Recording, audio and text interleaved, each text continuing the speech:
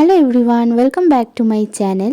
আমি পূজায় এসে গেছি আরও একটা নতুন ব্লগ নিয়ে। দিনটা ছিল লোকনাথ বাবার তিরোধান দিবস আর জেঠুর বাড়িতে ভীষণ বড় করে পুজো হয়। সারাদিন কি কি করব তারই কিছু ছোট ছোট ক্লিপস তোমাদের সাথে শেয়ার করব।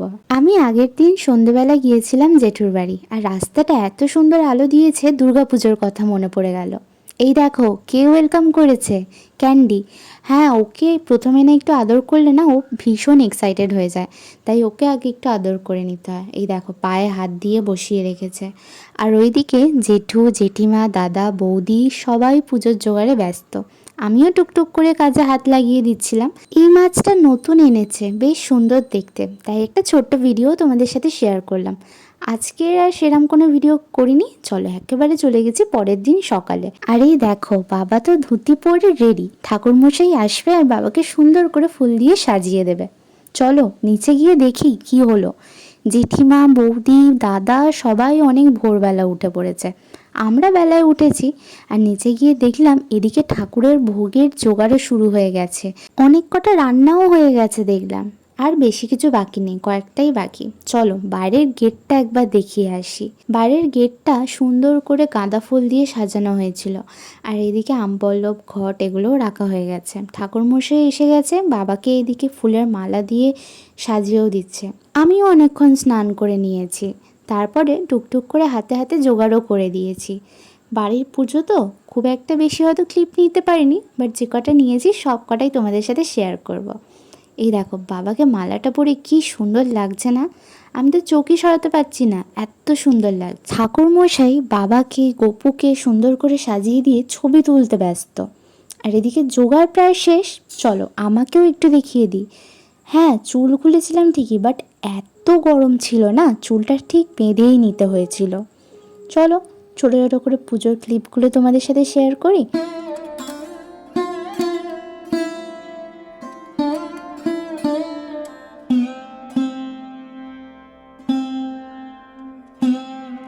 বাবার ভোগের প্লেট এখানে রেডি হচ্ছে, চলো আমিও গিয়ে লাঞ্চটা করে আসি, তাহলে পুজোটা দেখতে পাবো। হ্যাঁ, আমি উপোস করিনি, কারণ আমি উপোস করে থাকতে পারি না, আমার ভীষণ শরীর খারাপ হয়। যাই হোক, ভাতে ছিল ভাত ডাল আলু পোস্ত ভাজা পটল আলু তরকারি চাটনি।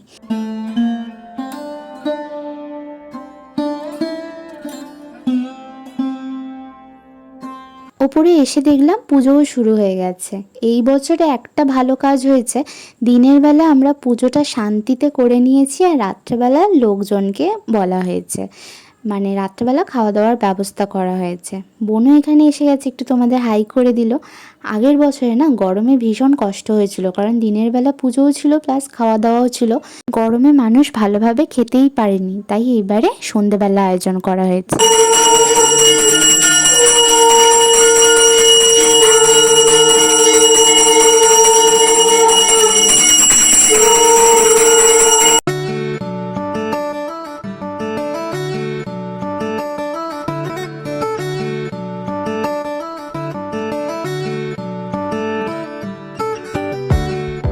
এবারে হবে হোমযজ্ঞ, আর হোমযজ্ঞটা হওয়া মানে পুজো প্রায় শেষের দিকেই। আর পুজো হয়ে গেলে আমরা প্রসাদ প্রসাদ খাবো, লোকজনকেও প্রসাদ দেব, তারপরে রেডি হব সন্ধ্যের জন্য।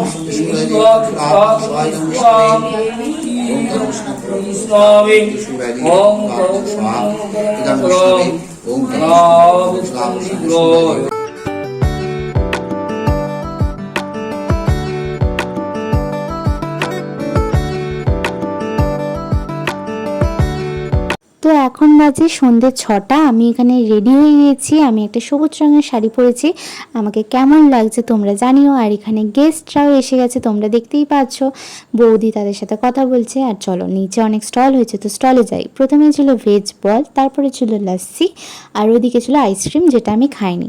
এই যে আমার দিদিরাও এসে গেছে, বাকি গেস্টরাও আসা শুরু করে দিয়েছে। বৌদি এখানে গেস্টের সাথেই কথা বলছে। জানি ভিডিওটা অনেক ভালো করা যেত হয়তো, বাট হয়ে ওঠেনি, আমি ভিডিও করতে পারিনি। আমি না ভুলে যাই জানো তো, ভিডিওর ক্লিপ নিতেই ভুলে যাই। যাই হোক, ওই যে দেখো মোটা কেমন পাহারা দিচ্ছে, কাকে বলছি বলো তো? হ্যাঁ, ওই কুকুরটাকে। ও এতই রোগা, ওকে আমরা সবাই ইয়ার্কি করে মোটা বলি, যাতে ও একটু মোটা হয়ে যায়।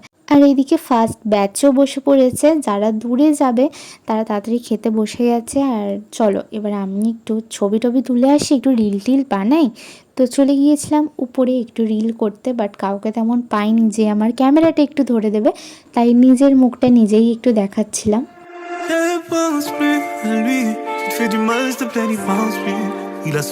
তারপরে আমাদের আত্মীয় স্বজন সবাই এসে আছে, তাই এখানে আরামসে বসে বসে গল্প করছিলাম। নিচে মারাত্মক গরম, তাই একবার করে নিচে যাচ্ছিলাম আর একবার করে উপরে আসছিলাম। ফাইনালি আমার খাবার সময় হয়ে গেছে, এই যে বোনের পাশে বসে পড়েছি। তো চলো কি কি খেলাম সেটা তো তোমাদের সাথে শেয়ার করবই। আর দেখছো ঘামে কি অবস্থা, ফুল টুল খুলে গেছে, চুল টুল ঘেঁটে গেছে, কি আর বলবো। তো প্রথমেই ঠাকুরের ভোগের খিচুড়ি এসে গেছে, বেগুনি এলো, তারপরে এলো রাধা বল্লভী। আর দেখো রাধা বল্লভীটা খিচুড়ির ওপরেই দিয়ে দিয়েছে। তারপরে ছিল আলুর দম, পোলাও, সাথে ছিল চিলি পনির। তারপরে এসে গিয়েছিল আমের চাটনি, পাঁপড় আর ছিল পায়েস। পায়েসটা মারাত্মক সুন্দর খেতে ছিল। আর তারপরেই এসে গিয়েছিল রসগোল্লা। যাই হোক, রাত্রেবেলা গেস্ট ফেস্ট সবাই চলে গেছে, এবারে আমরা বসেছি গিফট দেখতে। তো এখানে আমরা গিফটগুলোই দেখছিলাম। তো আজকের ব্লগটা আমি এখানেই এন্ড করলাম। দেখা হচ্ছে খুব তাড়াতাড়ি আরও একটা নতুন ব্লগে। Till then take care, bye by.